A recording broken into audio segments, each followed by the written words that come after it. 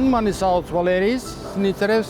Es esmu mehāniks. Strādāju no 2001. gada.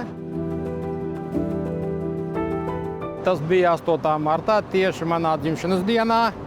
Man sanāca tā, ka vajadzēja iet naktsmaiņā. Tā man sākās viss. Toreiz es atnāku kā operators, zāģa operators.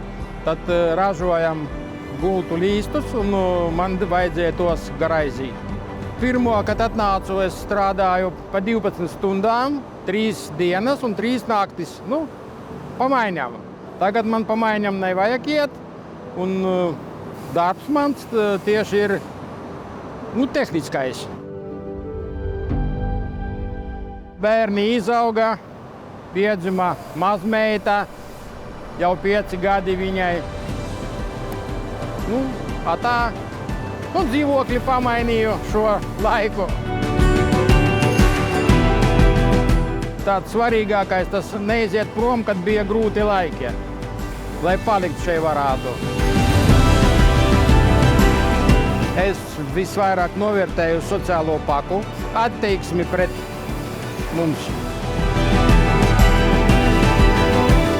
Varbūt kaut ko jaunu ražot sākt, lai varētu vēl tālāk un vairāk, un lai mums būtu viss droši te.